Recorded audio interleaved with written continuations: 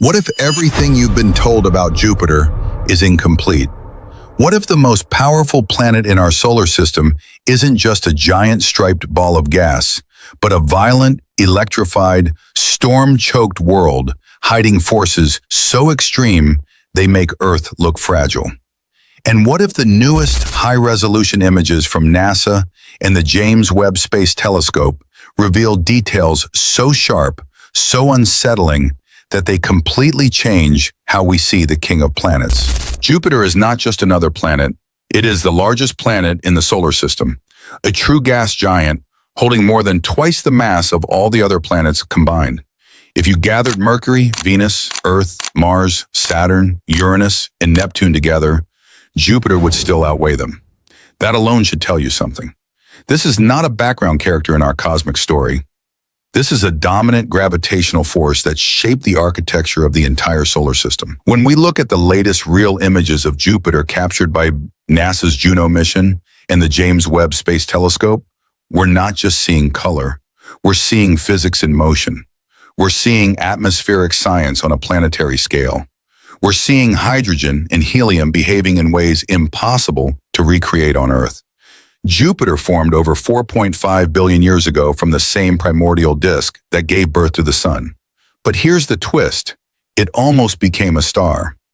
Composed primarily of hydrogen and helium, the same elements that fuel stars, Jupiter has all the ingredients. What it lacks is mass. If it had grown about 80 times more massive, nuclear fusion could have ignited in its core. Instead of a planet, we might have had a binary star system. Yet Jupiter still glows. Unlike Earth, which mainly reflects sunlight, Jupiter radiates more energy than it receives from the Sun. That internal heat is a leftover from its violent formation, when gravitational collapse compressed the planet and heated it from within. Even today, that heat drives enormous convection currents in its atmosphere, fueling storms that dwarf anything we've ever experienced. Now look closely at those famous orange, white, and brown stripes. They are not decorative ishimahon. They are bands of high-speed jet streams racing around the planet at speeds exceeding 400 miles per hour. These atmospheric bands are divided into lighter zones and darker belts. In the bright zones, ammonia ice clouds rise and reflect sunlight. In the darker belts, we see deeper into the atmosphere, where compounds like ammonium hydrosulfide create rusty, reddish tones. Each band moves in the opposite direction of its neighbor. Imagine standing on a world where entire atmospheric highways are sliding past each other in alternating directions, driven by a powerful Coriolis effect caused by Jupiter's rapid rotation. A single day on Jupiter lasts less than 10 hours.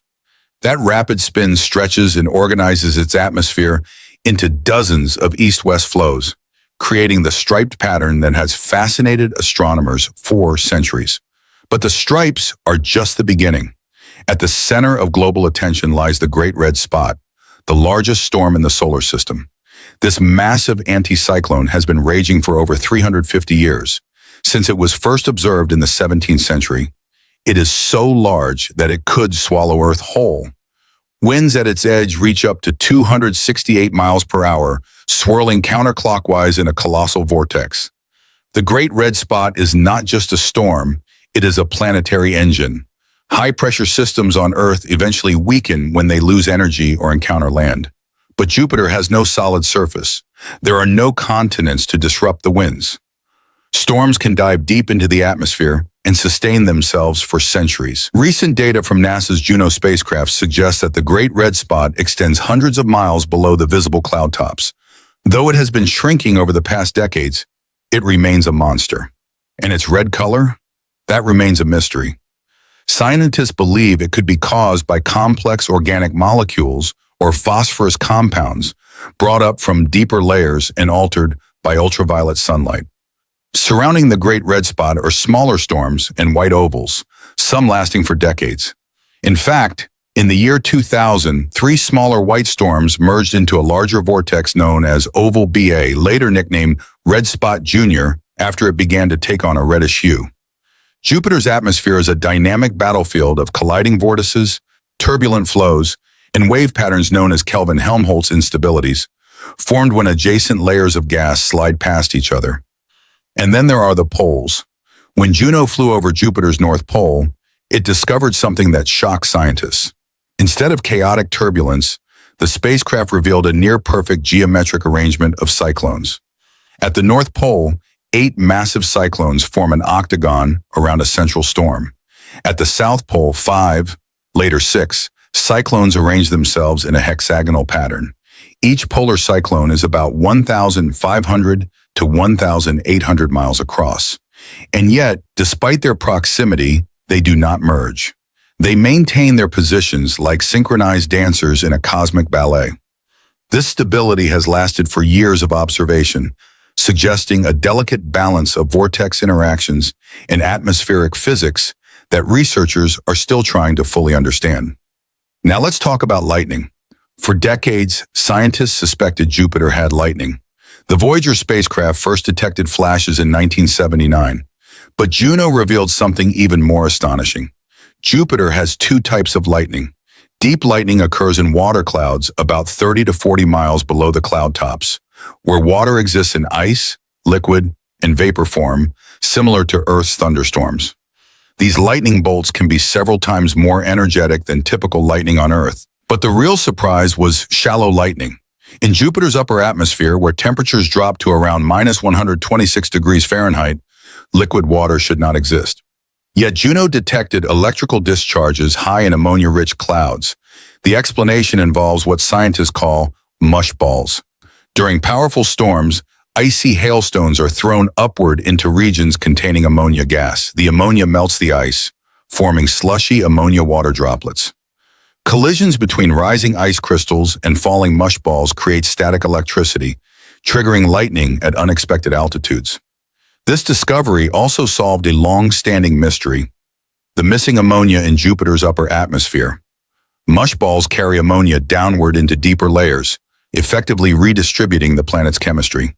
And above all of this chaos, Jupiter shines with the most powerful auroras in the solar system. Jupiter's magnetic field is immense, between 16 and 54 times stronger than Earth's. Deep inside the planet, extreme pressure turns hydrogen into a metallic form capable of conducting electricity. As Jupiter rotates, this metallic hydrogen generates a massive magnetosphere that traps charged particles. At the poles, these particles collide with hydrogen in the upper atmosphere, creating constant auroral ovals glowing in ultraviolet and infrared light. Unlike Earth's northern lights, which depend heavily on solar storms, Jupiter's auroras are continuous and far more energetic. They are powered not only by the solar wind, but also by the volcanic moon Io. Io is the most volcanically active body in the solar system. Its eruptions release massive amounts of ionized sulfur and oxygen into space. Jupiter's magnetic field captures these particles, accelerating them and channeling them toward the poles. The result is an auroral footprint, bright spots in Jupiter's atmosphere corresponding to magnetic connections with Io, Europa, and Ganymede. These auroras emit ultraviolet radiation and even X-rays, making them invisible to the human eye, but breathtaking in space telescope imagery. And then there are the rings.